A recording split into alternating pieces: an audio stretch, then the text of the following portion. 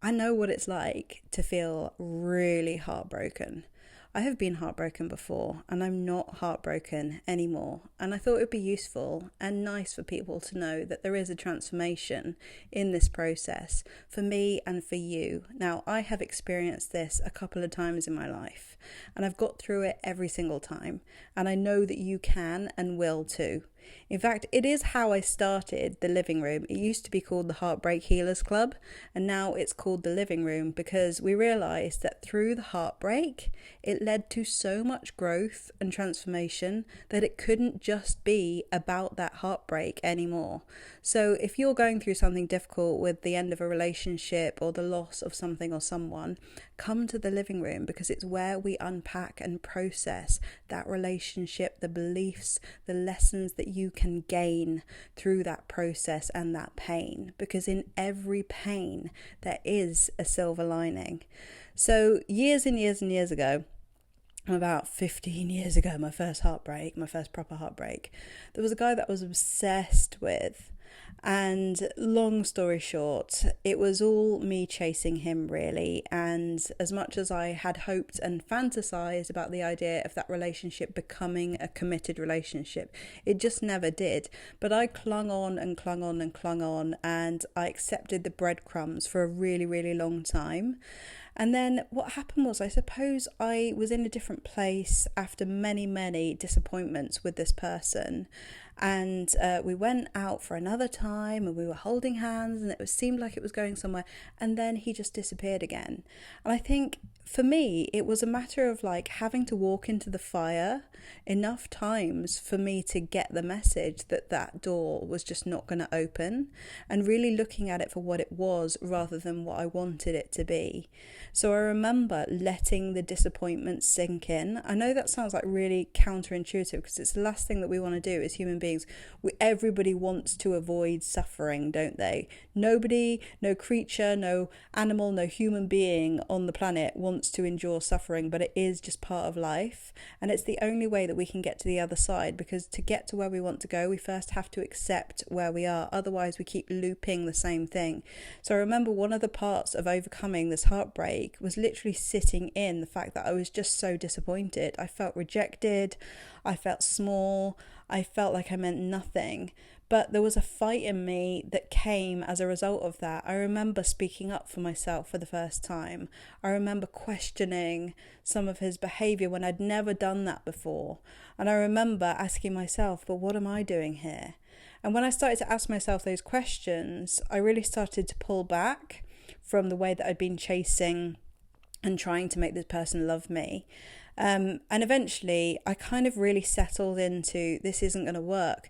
Then, this wasn't the end of me being heartbroken, because what I did then was I met someone else. Obviously that gets you over somebody when you finally meet somebody else, and you think you're never ever going to meet somebody who compares to that person in your life, and then you do. And I remember meeting somebody else who just completely captured my attention, and I was so obsessed with this new person. I never thought I'd meet anybody who ever compared to that original guy. But as that disappointment was setting in, I was kind of like open to another possibility. So that led to the next, because you see, the common denominator was me meeting people who were avoidant, dismissive, not ready to commit, distant, away and stuff. So I was still the common denominator, but overcoming the heartbreak became a matter of accepting what was rather than trying to make it be something else. So like I said in a recent video, the biggest heartbreak of my life was when I was cheated on. And that was so incredibly physiologically painful. I felt like I was unwell. I thought I'd never, ever overcome that. But again, the process of getting through that was firstly in acceptance that it had happened. That took me a long time. Grieving it, crying about it, talking about it. All of those things came first. But then it was about saying yes to life again.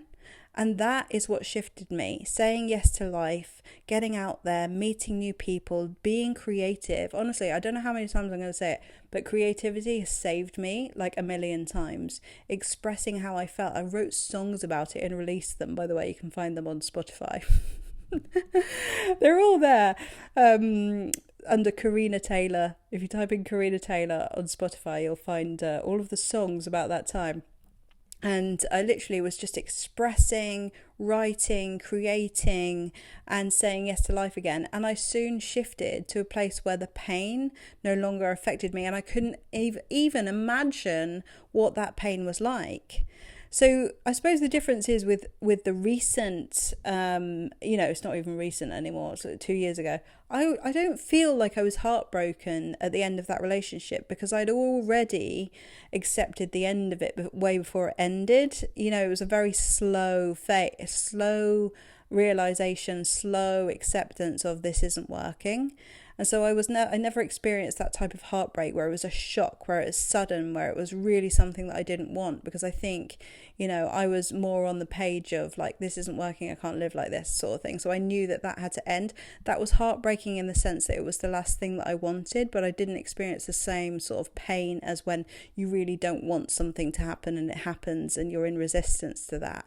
But still, there was a recovery process of acceptance, learning to let go, the back and forth that went on for a long time. Have I done the wrong thing? Maybe I should have said this, done this. Maybe it was me. Maybe it was my mistake. Maybe this is what I've let. There's so much in therapy that I had to uncover and unpack with that.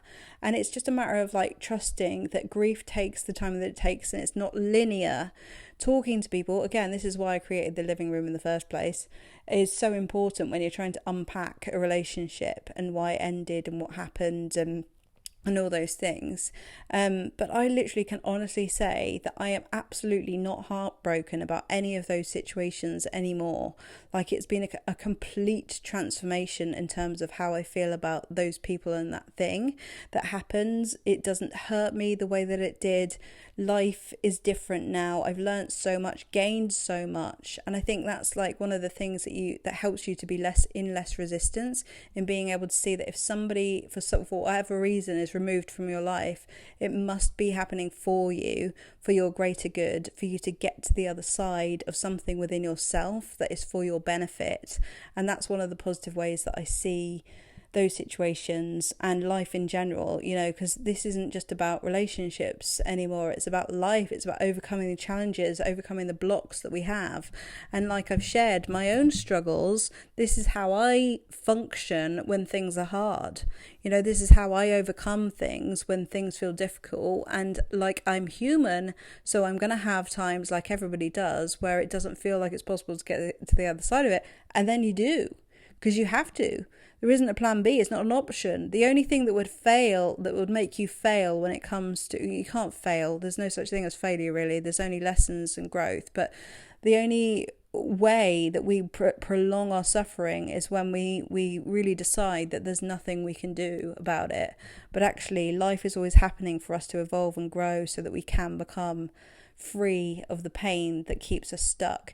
The other thing to note as well with heartbreak is that there's a dependency there. Obviously, there's like lessons in it where you look at, oh my God, why am I holding on to this person? What do they represent to me? What does that say about me, my beliefs about relationships, about myself, about my childhood, that can be unpacked in therapy and things like that. So for me, like I say, I was the common denominator in realizing, like, why am I attracting this sort of person? Why am I sticking around for it? And that's what I had to learn to overcome more than anything, and realize what my needs, what my feelings were, what my feelings mattered. And that created a new iteration of me that no longer attracts that type of relationship anymore.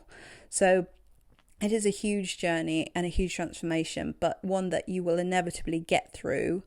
And look for the silver lining, because it is there. It will be there. You're experiencing it, even if it's very, very painful right now.